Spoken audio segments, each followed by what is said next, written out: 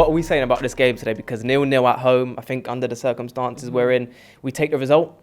Yeah, we definitely. But how do we describe this game? It was a bit of a weird game, like DJ said on stream. It was like we go 10 men down. You expect our team look compact, defended well, but at times silly mistakes from Luke Shaw, Wan-Bissaka at times. Like, how would you describe this game? Well, I feel like we started okay, and had we finished our chances and not been a bit sloppy with the ball, that situation with Casemiro would never have happened. Yeah. It would never have happened because he wouldn't have had the chance to be sliding in. There would have been no need for him to be sliding in because we would have gained control of the game. Yeah. But because we didn't gain control of the game, it meant Casemiro had to slide in. It's unfortunate, and I just want to say the refereeing in that game was just shocking. Shambles. It was shambles because you can argue it wasn't even a red card.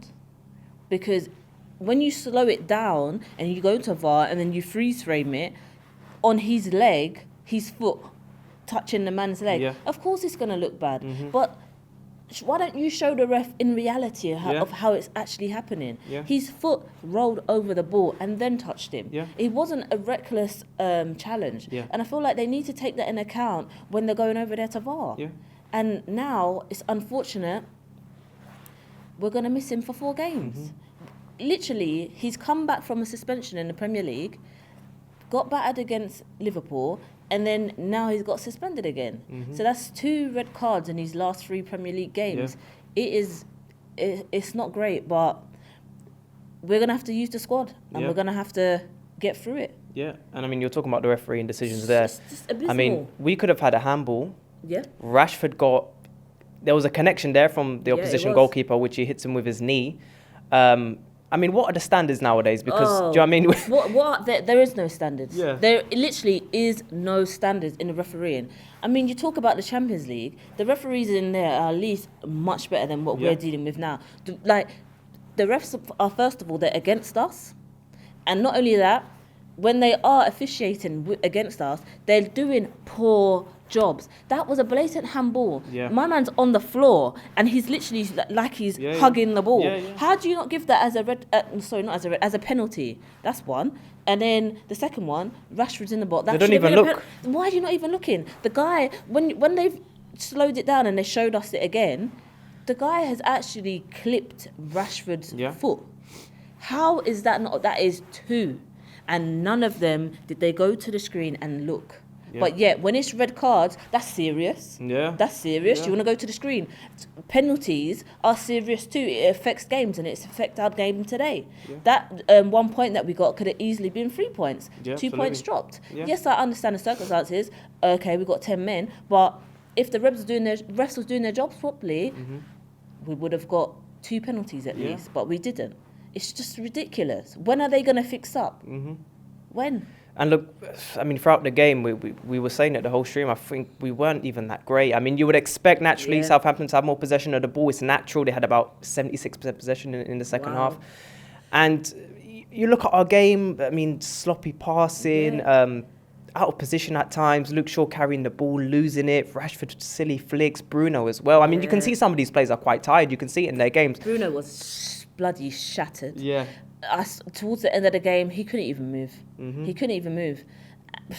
It's not his fault because he's playing a lot of games, especially when you're playing a game against 11 men and your team has 10 men. It's going to take everything out of you as well. Like, the players, they're actually trying. They're trying so much, but when it's situations like this, what can they do?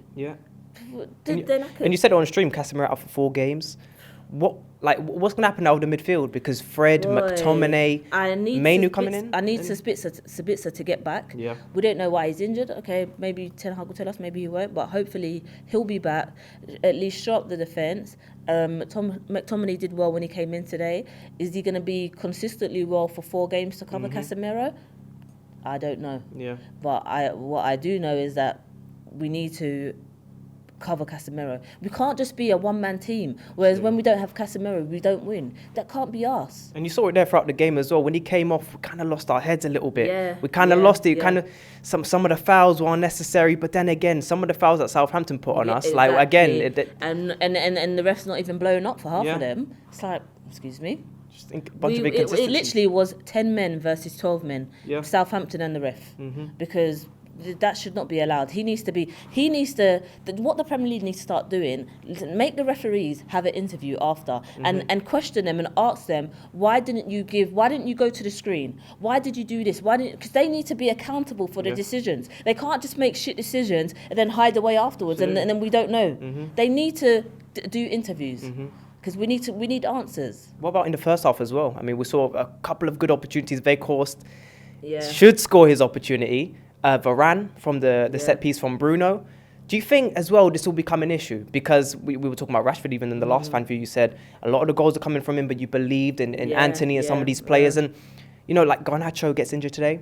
Hopefully it's nothing serious. Hopefully it's nothing serious. Because he's been one of our best substitutes coming off the bench. A lot of the goals have come from him. Yeah. Hopefully this doesn't impact us going forward. But how would you assess our clinicalness in this game? Because look, we go 10 men down at 36 minutes in the game. But Weghorst could have scored, Varane could have scored, Bruno had a great chance just outside the box, so it's a difficult one. Do you think that's a part of our game, like we said earlier on in the season, that we need to be a lot better at? Absolutely. And a part of it is because we don't really have a striker. Yes, we have Weghorst there as a striker, but it's mainly as a body as a striker rather than an actual striker doing what striker's supposed to do, and that's putting the ball in the back of the net. Yes, he's doing a job for us, but I think it's partly we're in this situation of we don't really have that killer instinct, like just to kill teams, go out on attack straight away and just done them. We're not really doing that, and I feel like until we get a striker and we improve the attacking at the front, then we'll see the difference. But right now, that's not where we're at. And who was your man of the match? Martinez, absolutely, because he got a yellow card early on in the game, and he kept his cool to not get a second yellow card, and still play well, and still make high risk challenges, and not get sent off. So I'm going to give it to him. Definitely Martinez. Yeah. Martinez, man of the match.